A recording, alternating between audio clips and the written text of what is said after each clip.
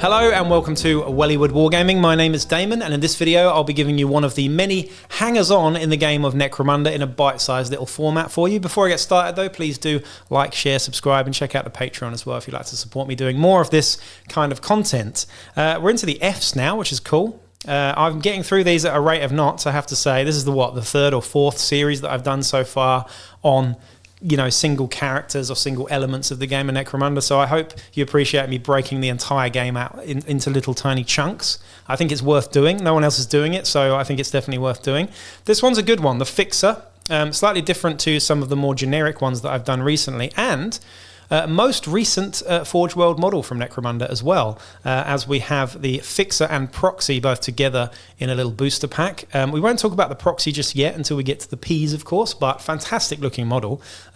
The Fixer, though, is also a fantastic looking model. A high-collared sort of great coat with a big duffel bag and a bionic hand, bionic legs, bionic eye, bionic everything, which is always grimdark as fuck. Love it. Really, really good miniature. I haven't actually got my hands on these, my grubby little mittens on these just yet, but I certainly will do.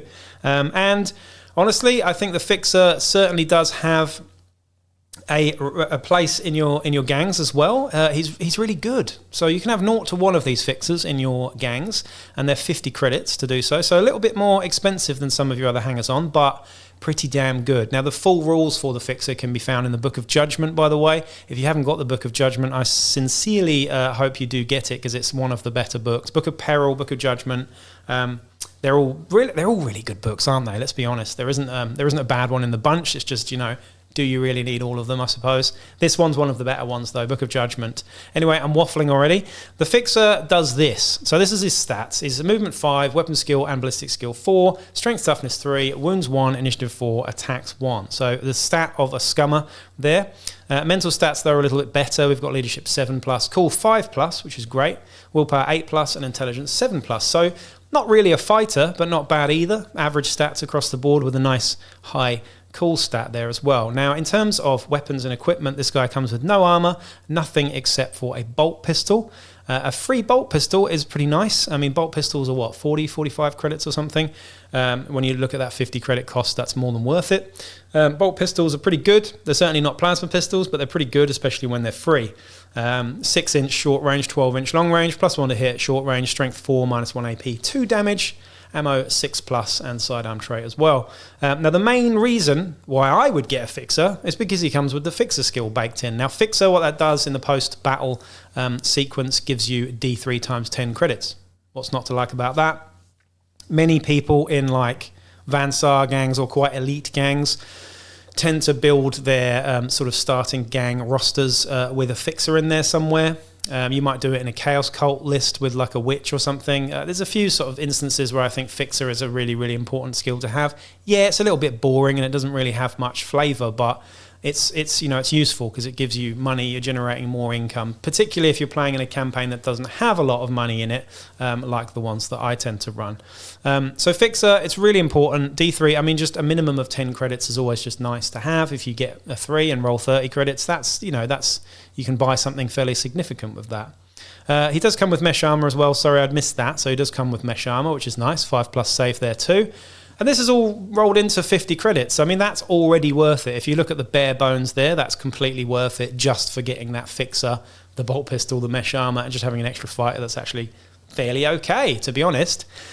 Now, the special rule here is really something that you're only really going to be looking at if you have alliances and whatnot in your gangs. So this is a little bit complicated, but a gang allied to an organization such as the Merchants Guild or the Recidivists can subtract 2 from the dice roll when they test the alliance if they have a Fixer in their gang. So if you do have a criminal alliance or whatever, you can test your alliance easier. Alliances is a whole different ballgame. Many people don't use them. I think they're pretty cool. They add a lot of flavor to the game, but they're not particularly balanced, I have to admit. I'll do a proper video on alliances at some point. I have done one in the past, but I need to sort of revisit the alliances maybe and do another series like this for each alliance. Would you like that? Let me know in the comments down below, or maybe I'll do that. In addition, though, if the gang is ever outlawed as a result of their actions, they can remove the Fixer from their gang roster, so take it off the gang roster and you become a regular lawful gang. So It's interesting. Some cool mechanics in there. If you become outlawed, you can get rid of your fixer and all of a sudden you're not outlawed anymore. It's cool. But again, that's only really going to make a difference in law and misrule campaigns and stuff like that. Being an outlaw and being lawful doesn't make a huge amount of difference. Most of the time, it depends which hangers-on and stuff you get access to, which is the main sort of function for being an outlaw and whatnot. Anyway, that's a whole different ball game, to be honest. The main reason why I'm going to get a fixer in my gangs is usually just because of free stuff, and fixer as a skill is always fantastic to have. You've got that D3 times 10 credits coming in after every game, should this guy survive and whatnot. Yeah, what's not to like about that?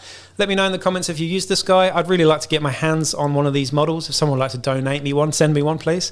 Because I can't afford Forge World prices at the moment, I have to say. But yeah, really nice one, and I'm looking forward to doing a video on the proxy soon as well, which comes with this guy. Anyway, I'll be back with another video real soon. Peace out.